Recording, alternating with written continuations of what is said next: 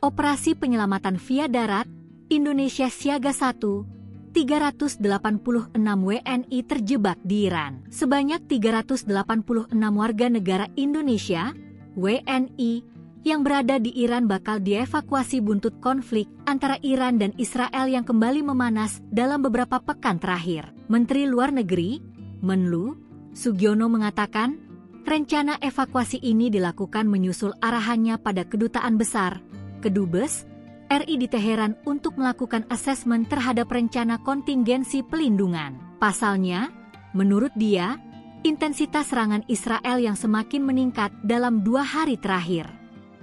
Terlebih, serangan tidak lagi menyasar unit militer, melainkan juga warga sipil.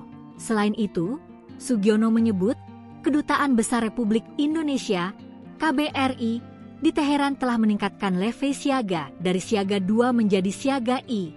Menlu mengatakan, proses evakuasi WNI dari Iran bakal menggunakan jalur darat.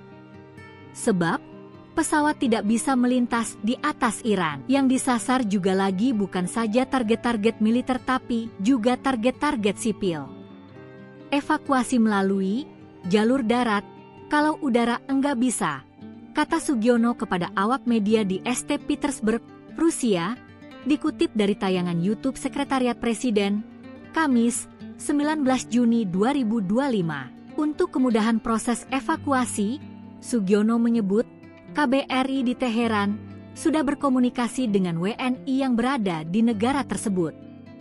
Pasalnya, sebanyak 386 WNI tersebut tersebar di beberapa kota yang berada di Iran. Sugiono mengungkapkan, juga telah berkomunikasi dengan beberapa negara tetangga Iran untuk diberikan kemudahan.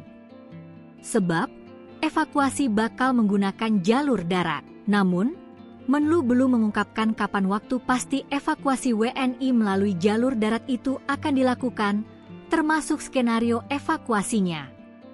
Untuk diketahui, konflik antara Iran dan Israel kembali memanas dalam beberapa pekan terakhir. Konflik ini dipicu oleh serangan Israel pada Jumat, 13 Juni 2025. Serangan Israel tersebut menyasar perumahan hingga fasilitas nuklir Iran.